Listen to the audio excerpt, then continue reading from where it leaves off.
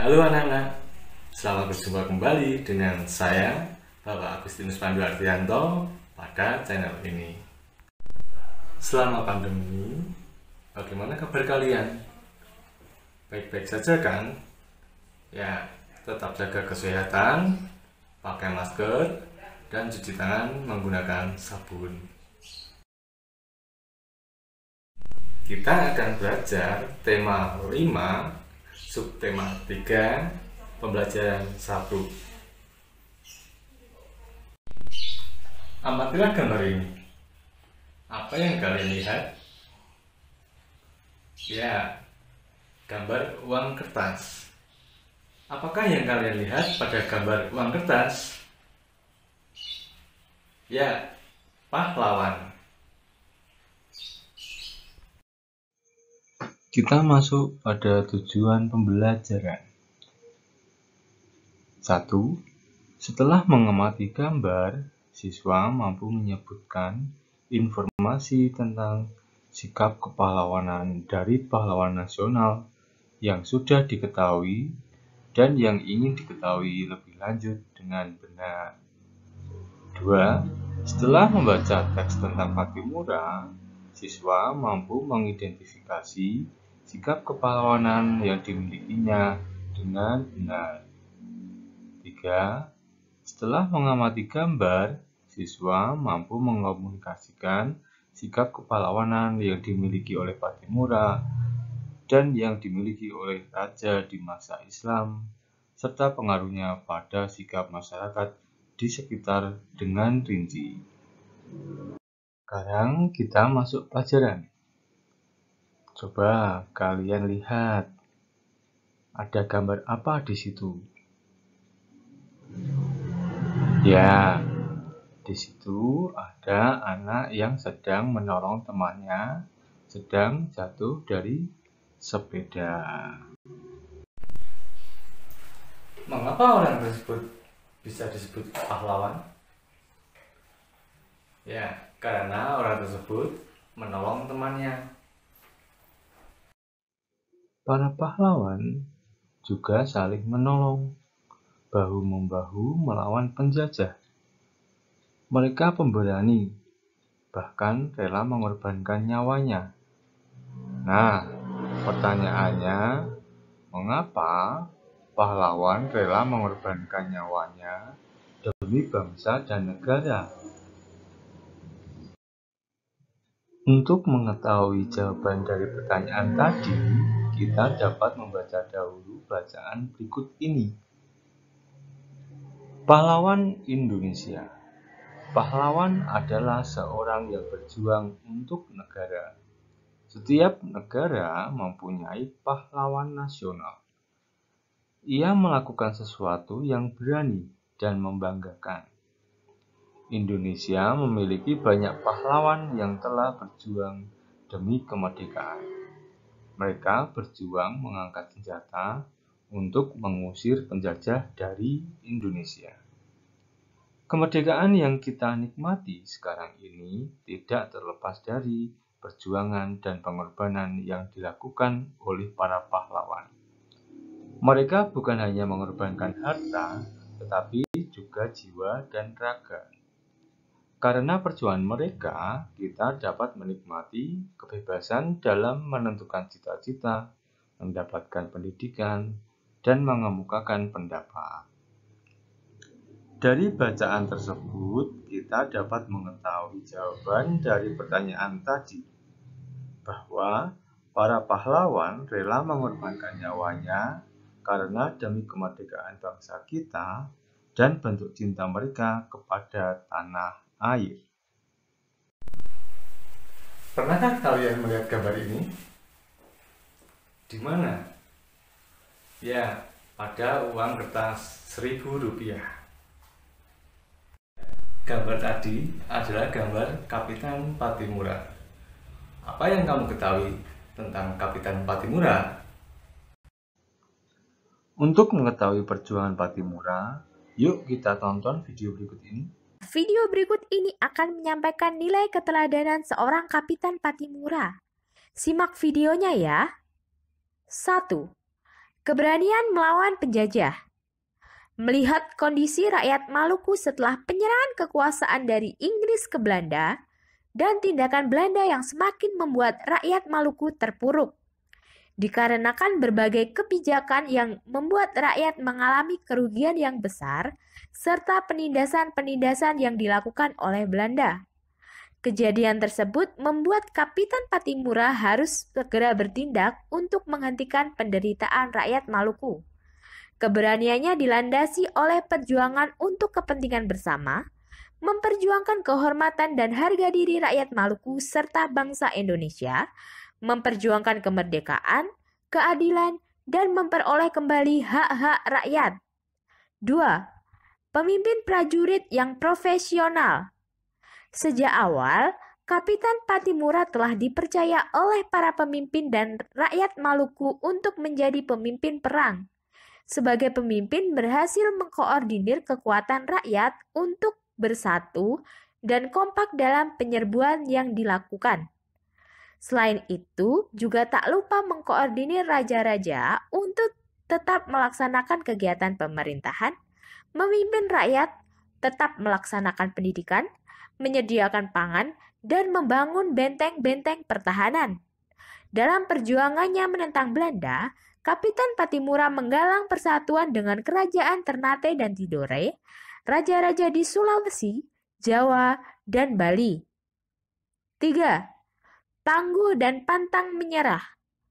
Ketangguhan Kapitan Patimura tercermin dalam siasat yang digunakan untuk menyerang pos-pos Belanda dan berhasil merebut benteng Dordtstedt, serta pantang menyerah dari segala bentuk serangan balik yang dilakukan oleh Belanda. Sosoknya yang tangguh dan pantang menyerah ini membuatnya tidak mudah terkalahkan, sehingga Belanda mengalami kesulitan untuk menghentikan perlawanan Kapitan Patimura bersama pasukannya. Bagaimana anak-anak? Sekarang sudah tahu kan perjuangan Patimura? Ya, banyak sekali sikap kepahlawanan dari Patimura yang dapat kita contoh. Sekarang kita lihat, ada bacaan tentang peninggalan Bung Tomo, yaitu sebuah mobil. Yuk kita baca. Perjuangan Bung Tomo turut membakar semangat pemuda Indonesia untuk berjuang. Karena itulah beliau pantas dijuluki pahlawan nasional. Untuk mengenang jasa Bung Tomo, ada beberapa barang milik Bung Tomo yang disimpan di Tugu Pahlawan, Surabaya. Salah satu peninggalan Bung Tomo adalah mobil. Mobil Bung Tomo berjenis Opel Kapitan. Mobil itu berwarna hitam dan menjadi koleksi Museum Tugu Pahlawan di Surabaya. Pada mobil Bung Tomo itu ada bagian-bagiannya anak-anak. Ya, kalian harus tahu bagian-bagian mobil dari mobil Bung Tomo.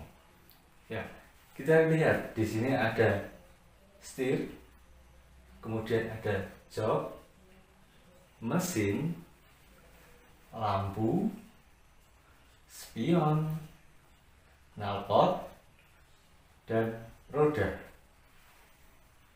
Pada bagian mobil tadi, ada bagian mobil yang menggunakan cermin. Kira-kira bagian mobil apa anak-anak? Ya, bagus. Bagian spion.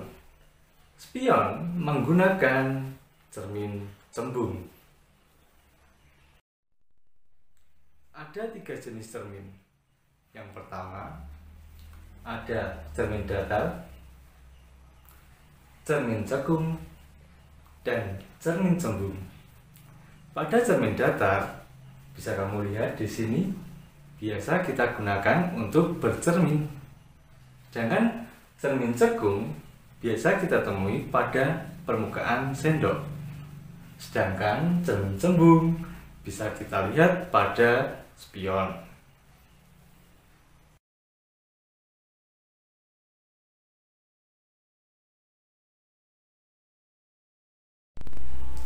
Kali ini kita akan melakukan percobaan.